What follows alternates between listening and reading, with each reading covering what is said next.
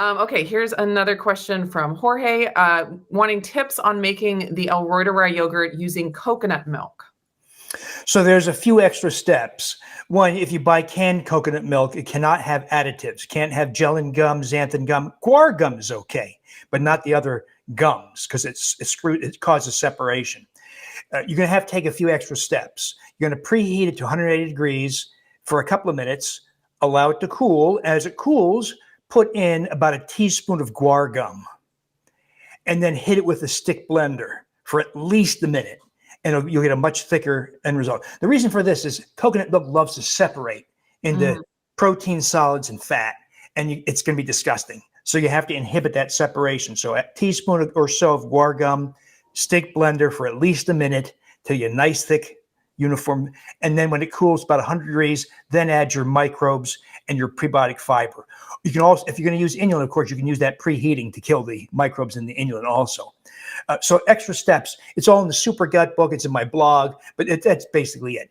Preheat, guar gum, inulin, stick blender. And that works pretty well. Okay. There was one recipe that I saw, and I think I did on one of my videos that included gelatin instead of guar gum. Does that work as well? That also works. Yeah. Something that inhibits the separation. Okay. Yeah. I think I used too much because I ended up with like a Jello, which it still tasted good. All right. This is from Kim. She is asking, can those, and we kind of touched on this a little bit, can those that cannot have dairy or gluten, have gluten intolerance, have the Reuteri? Yeah. So like that coconut milk fermentation, that works well. You can ferment other things. I fermented hummus, salsa.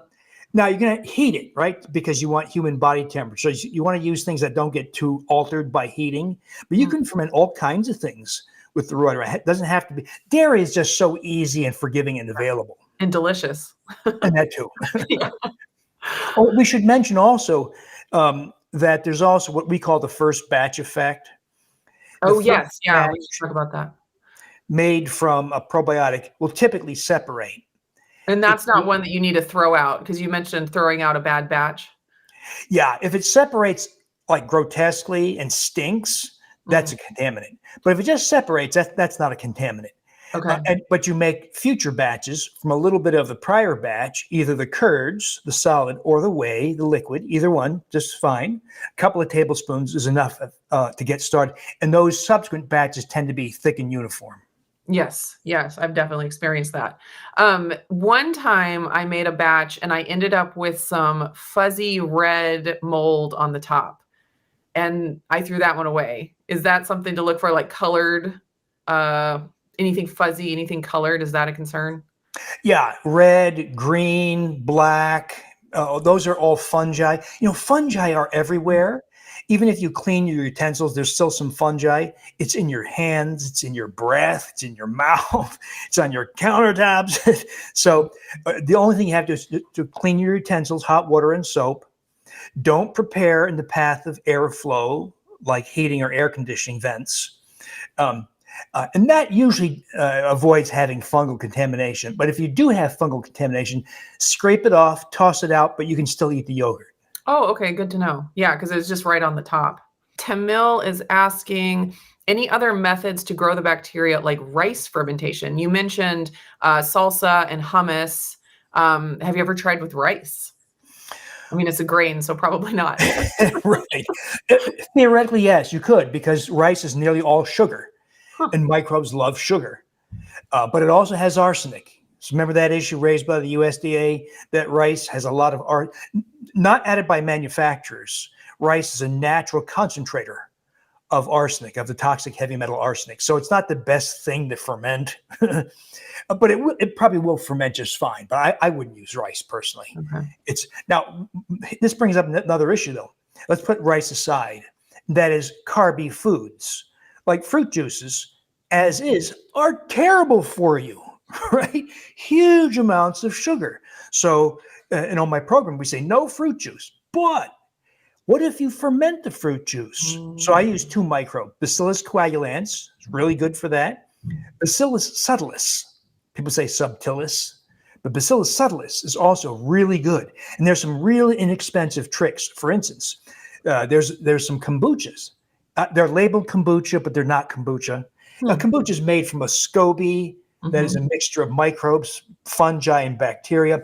These are not made from SCOBYs. They don't have any fungi, and they have different bacteria. But you can get Bacillus subtilis, for instance, from some kombucha products. Aldi's has one for $2.19. And Costco has some kombuchas. There's more than one choice at Costco, though. Get the one that has Bacillus subtilis. If you want to drink it directly, let it sit in your kitchen counter for at least 24 to 48 hours to ferment out all the sugar. You don't want sugar. We want as little sugar as possible. So it should be non-sweet when you consume it. But you can take a couple of maybe a quarter cup or so of that kombucha, put it into some volume of fruit juice, like a big container of mango juice, apple cider, whatever. Just make sure there's no preservatives like potassium sorbate or sodium benzoate. So pour some of that kombucha containing Bacillus subtilis into your juice. You might have to pour some off to make room, and cap it lightly. And ideally for subtilis, you keep it about 90 degrees Fahrenheit with your device for about 60 hours or longer. Taste it.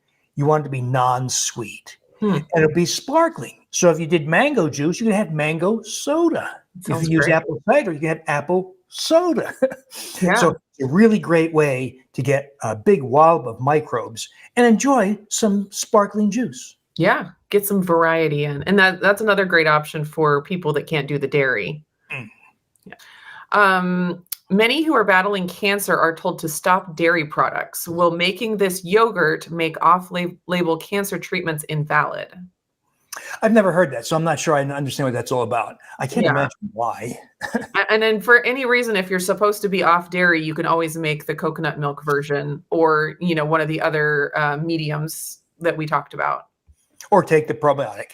Yeah, exactly. Just take the supplement. And so the supplement has no dairy in it. Okay.